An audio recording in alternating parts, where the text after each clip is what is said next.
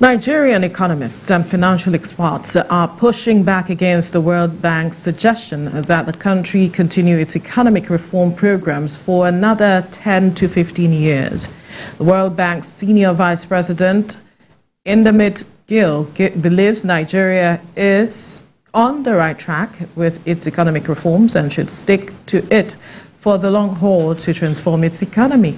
The proposed reforms include removing petrol subsidies, devaluing the local currency, increasing tariff on utilities like electricity, and raising taxes. However, many experts argue that these measures would exacerbate the already dire economic situation, particularly for low-income households. Joining us via Zoom for this conversation is CEO, Center for the Promotion of Private Enterprise, Dr. Muda Yusuf. Good morning. It's good to have you join us. Good morning. Thanks for having me. Right. Quickly, let's begin with your perspective of what the World Bank is suggesting that we do. Some financial experts like yourself are saying that this statement coming from the World Bank is an invitation to chaos.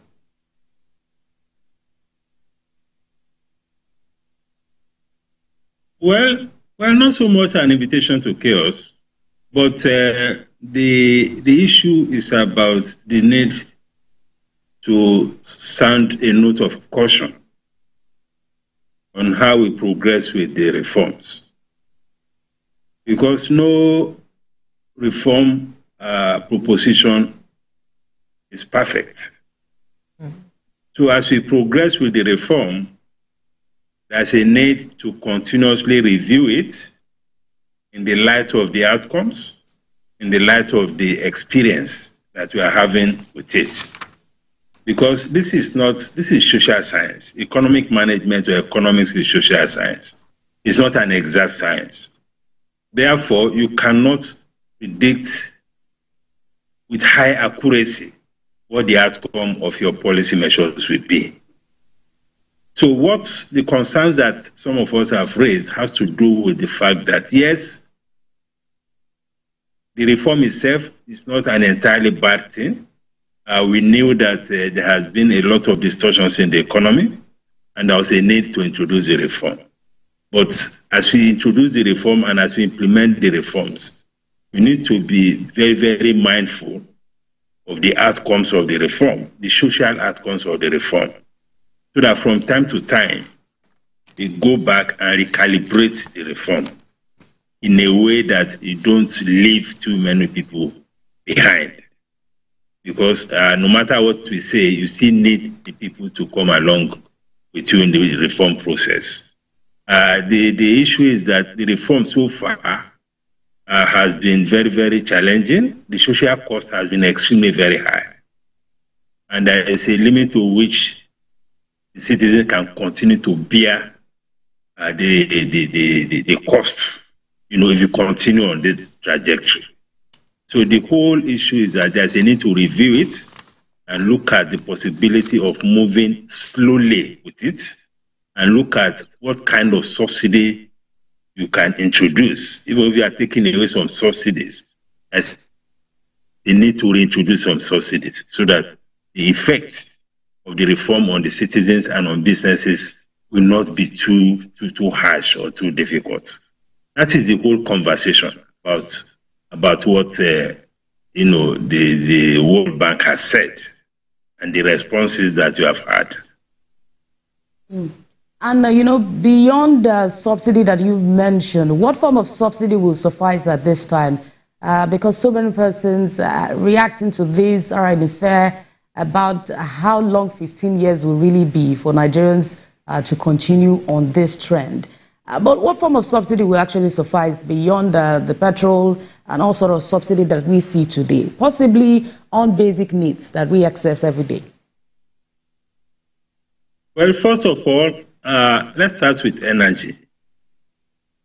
Because of the current level of poverty in the country, and because of the impact of particularly PMS price on the lives of the people and on businesses. The impact is so high because we're in an economy where almost 95% of our movements around is by road, unlike what you have in some of these advanced economies, where you can move around in, government-supported public transportation, where you can move around with a train. You don't have that kind of mass transit system here. So even in the area of energy, we cannot afford to completely hands off the subsidy. I'm not saying we should go back to where we were pre-2023 or pre-May 29, 2023.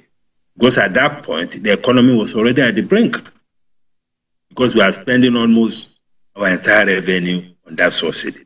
That was not sustainable.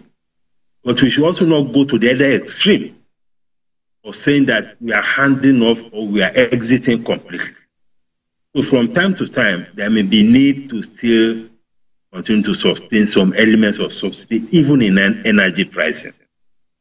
Because in many other economies, when energy prices are getting to a particular level, the government steps in to ensure that it doesn't go beyond that level.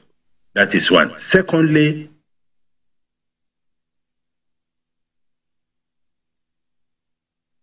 we need a lot more government than we have in this economy is that our transportation system, that is entirely on almost 100% provided by the people. You are talking of the downfall, you are talking of all these other bigger. I know the private sector don't have social considerations when you are talking about things like that. So we need a lot more government presence in terms of providing public transportation that will be subsidized. Something similar to what we have with the BRT. Both the federal government and other states of the federation should replicate that kind of thing. But it has to be a lot more subsidized. Something similar to the red line, the blue line that Lagos State is doing. So depending on the capacity of each state, they should be able to provide public transportation so that the citizens will have a choice. If the cost of going by the ones provided by the private, I'm talking of the downfalls and all these other buses, if it's too high, you can be patient enough to go in the one that's provided by government, which has to be subsidized. I mean, that is very key.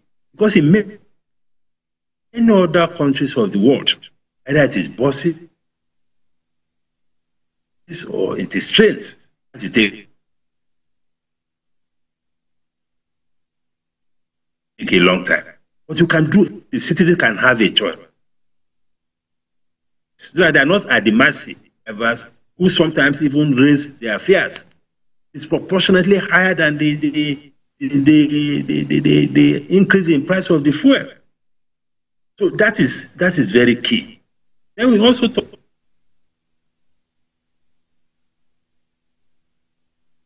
about energy in agriculture.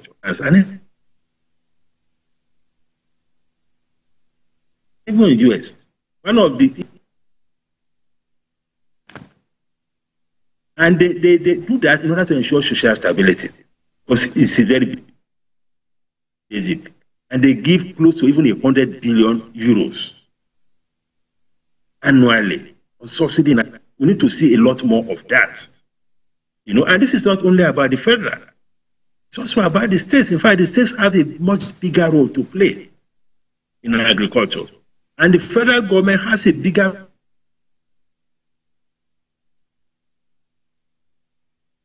role to play in the policy, the taxes.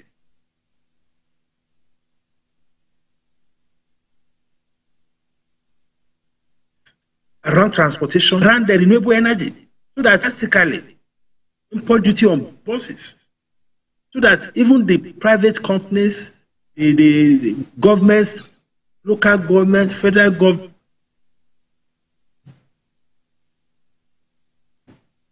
even schools,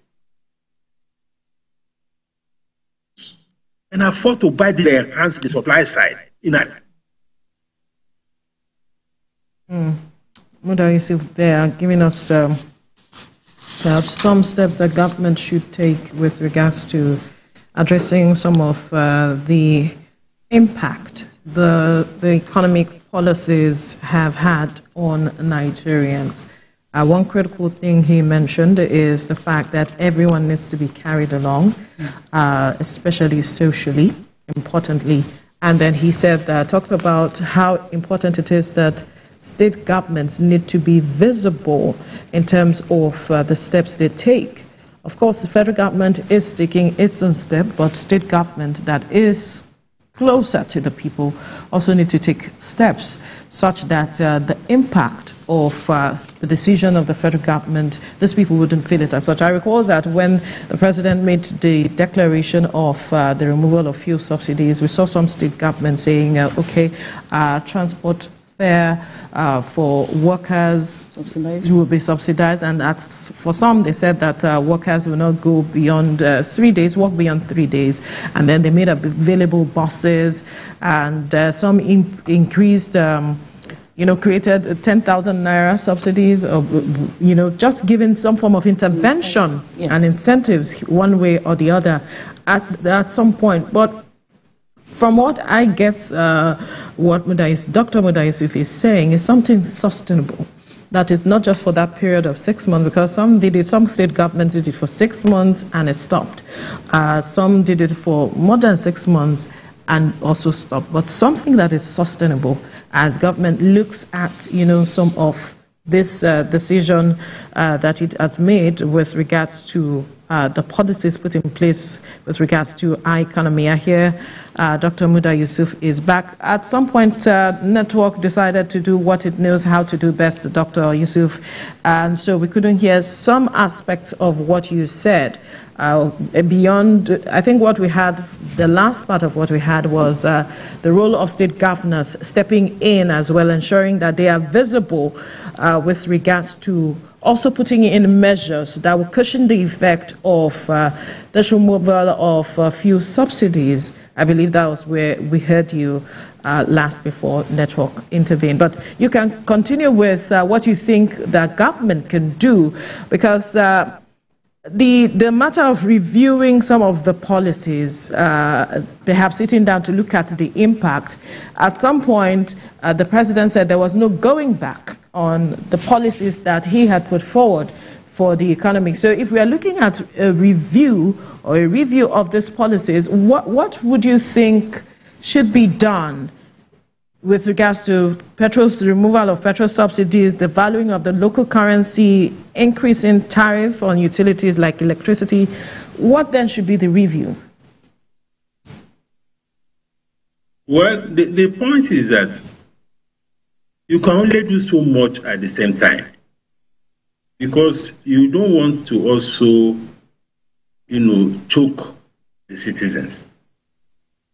Now, we are dealing with a multi-dimensional pressure here, both on businesses and on citizens. There is a dimension of the fuel price. There is a dimension of the exchange rate depreciation. There is a dimension of the electricity tariff. There is a dimension of the high interest rate. There is a dimension of the high cost of clearing cargo. There is a dimension of high import duty. You cannot have all of this at the same time, because this is what is choking the system. The two main pillars of the reform of the government. One is this Forex. Concerning Forex, we need to calibrate it or recalibrate it as we go along. You cannot completely float. There is what we call managed float. And that is what I think the CBN is trying to do now. Each time there is some excessive pressure, the CBN intervenes. That is good. That is one. Secondly, we need to be careful the way we set the parallel market as a benchmark. Because the parallel market is characterized by a lot of distortions. A lot of demand for Forex in parallel market are not demand that are driven by the normal course of economic activities. there is almost an evidence of all manner of money laundering, corruption, funds, and all of that are driving rates in the parallel market. If you continue to insist that the rate in the official market has to align with that of the parallel market, then you need to work a lot more to ensure that we don't have or we reduce the imperfections in the ecosystem generally. Because there are a lot of pressures that are coming into the system that are not related to economic activities. Even the CBN governor said it, that each time there's a release of FAC, the pressure on the exchange rate is felt immediately. So that ecosystem to manage the fiscal side, to ensure that we don't see an infiltration of excessive demand for the currency, is extremely very important in order to stabilize the exchange rate. So we need to go beyond just saying that we want to ensure convergence. We need to ensure that we also manage the system to determine all these extraneous factors and deal with them in terms of the forex. And I must admit, the CBN has been trying a lot of strategies to ensure that all these loopholes are dealt with. So that is very urgent and very important. The exchange rate that we are using for the clearance of cargo at the ports is too high. It's like amplifying the problem of the exchange rate in the cost of trade. We have to separate the two. You cannot be using 1,600, 1,500 to compute import duty. That is why the cost of import is so high. That is why there's a lot of trade diversion. That is why our maritime sector investors and workers are losing their jobs. Their investments are going down. So we need to look at that. If we need to bring down the exchange rate for the clearance of cargo to maybe 800 or 1,000 and fix it there as part of the intervention measure, this does not take away anything from the reforms. It will help to bring down costs, because what we are dealing with now is how do we bring down the costs? If you are not tampering with the exchange rate reform and the first subsidy reform, we can tinker with our trade costs so that the cost of importation will not be as high as it is today. Then there has to be sufficient subsidy in agriculture. Right now, there is no evidence of any significant subsidy. And the state government, the subnationals, have a lot of role to play. The farmers are practically on their own.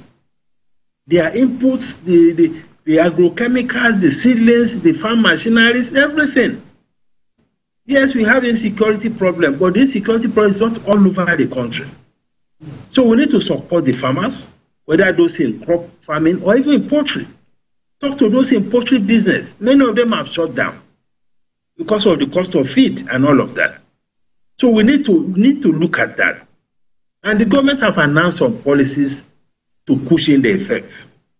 Policies around reducing import duty, eliminating import duty on some food items, particularly rice paddy, which they call husk rice, wheat, and all of that. We need to fast track. We need to accelerate the implementation. This policy was announced, supposed to be effective in July. As I'm speaking to you now, the private sector players in that sector are saying that the implementation has not commenced because the custom has not been properly advised as to how to proceed with the implementation. So the implementation apparatus of policy needs to be properly interrogated, examined to be more smarter and much more efficient. Right. The same thing with the pharmaceutical companies. A policy was announced that pharmaceutical raw materials and medical equipment, the import duty will be removed. That was as far back as June. This is October. We're getting to the end of October. All right. Players in the sector are saying that the policy is yet to be implemented. All right. So unfortunately, look at policy implementation. That is also very critical. Absolutely. Unfortunately, our time is up for this conversation. Time is not usually our friend when we are having these kinds of conversation, but a lot has been said, and I believe that stakeholders are listening and will take the needed knowledge from all that you have said. We'll leave the conversation here now. CEO, Center for the Promotion of Private Enterprise, Dr. Muda Yusuf. Thank you so much for your time on the program.